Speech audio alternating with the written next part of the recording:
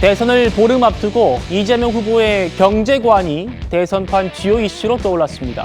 커피 원가가 120원이라고 한 이재명 후보의 그 발언을 두고 어젯밤 TV 토론에서 치열한 공방이 벌어졌는데요. 만나보시죠. 커피 원가가 지금도 120원이라고 생각하십니까? 이 말에는 맥락이라는 게 있죠. 제가 말씀드린 것은 커피의 원재료 값은 제가 말씀드렸던 2019년 봄경 정도에는 120원 정도 한 게 맞아요. 거기는 인건비나 또는 시설비 같은 게 감안되지 않은 거죠.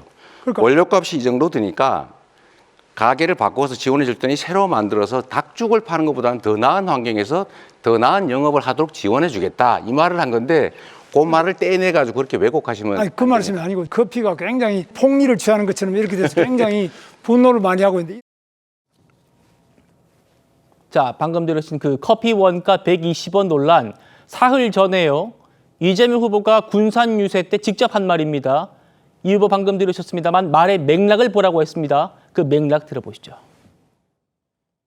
닭죽을 팔지 말고 커피와 차를 팔아라. 닭 5만 원 주고 해봐야 땀 삘삘 흘리고 막 1시간 동안 고아가지고 팔아봐야 3만 원밖에 안 나오지 않냐. 그런데 커피 한 잔 팔면 8천에서 1만 원을 받을 수 있는데 원가가 내가 알아보니까 120원이더라.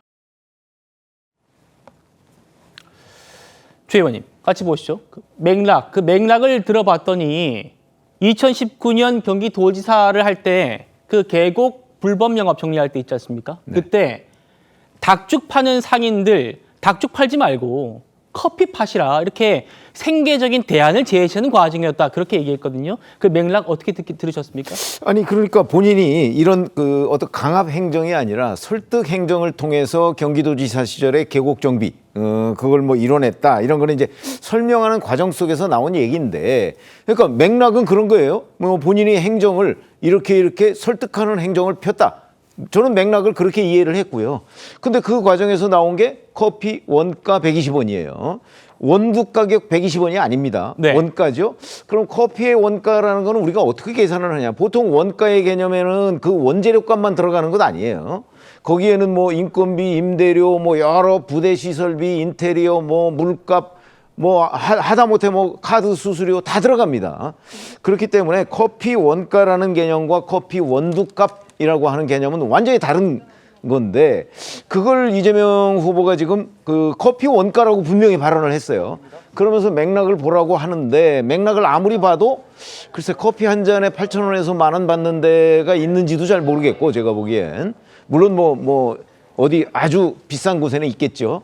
근데 이제 그 계곡에서 저렇게 파는 데가 있는지 모르겠고 분명히 원가가 120원이라고 했단 말이죠. 예. 그거는 원두 가격이 아닌데 저렇게 얘기한 걸 보면 아무리 저희가 맥락으로 이해하려고 해도 다만 이제 굉장히 긍정적으로 봐주려고 하다 보면 그래 아마 원두 값을 염두에 두고 말이 좀 헛나왔을 거야 라고 이해는 할 수 있지만 우리가 뭐 일부러 이재명 후보를 또 긍정적으로 이해하려고 할 이유는 없는 거 아닙니까? 그렇게 객관적으로 본다면 틀림없이 커피 원가가 맞다. 맥락 아니라 어떤 기준을 들이대고서 이해를 하더라도 원가 120원이라고 한 게 맞다. 그렇기 때문에 논란이 되는 거 아닙니까? 알겠습니다. 이재명 후보가 말한 맥락은 이거예요.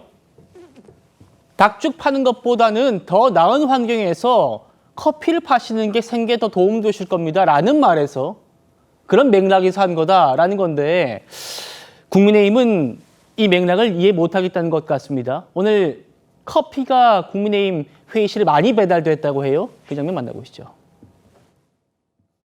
어제 어떤 분이 이 커피를 8,000원에서 10,000원 받는데 원가가 120원이더라 이런 말씀하셨습니다. 커피 소상공인 여러분들께 이 원가 120원인 것을 마치 약 80배 정도의 폭리를 취하는 것처럼 들리던데 커피 소상공인 여러분들의 생각은 어떠신지 좀 궁금합니다.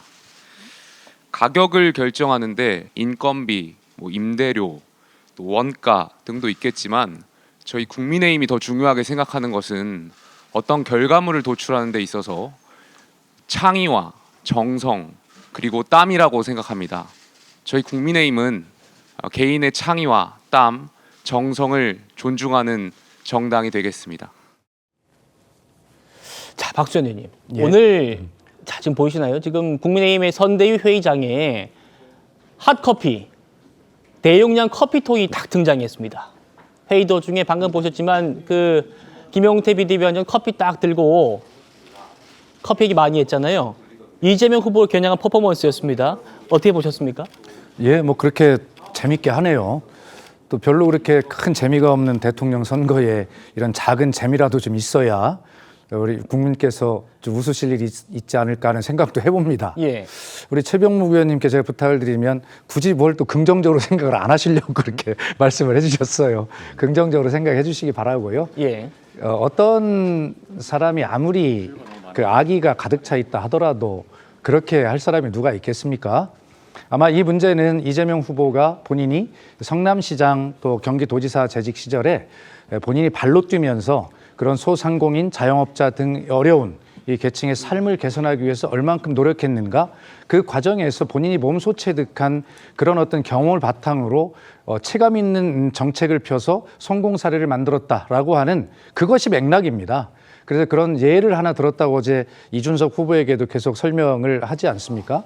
좋습니다. 이 문제 뭐 계속 한번 따져 보시죠. 누구 말이 맞는가? 예. 그러나 국민들은 이 말이 누가 말이 맞든지 별로 큰 관심은 없을 거라고 저는 생각을 합니다. 예. 이 시점에 하나 드리고 싶은 말씀은 이거죠.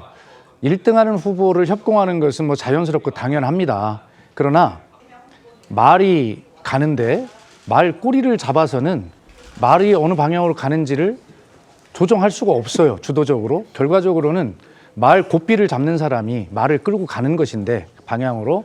결과적으로 이렇게 1위 가는 후보를 꼬투리를 잡는 것은 이해는 하지만, 그러나 이렇게 말꼬리만 잡아서는 결과적으로 이재명 후보가 잡고 있는 말 고삐를 뺏을 수 없다. 대선에 이길 수 없다.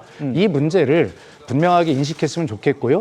결과적으로는 국민이 국민의힘 후보가 됐든 이준석 후보가 됐든 누가 됐든 말 고삐를 잡고 이 대한민국을, 우리 국민을 어디로 끌고 갈 건데 라고 묻고 계신데 계속 말꼬리만 잡고 있으면 말 고삐를 잡고 있는 이재명 후보가 이기지 안 이기겠습니까?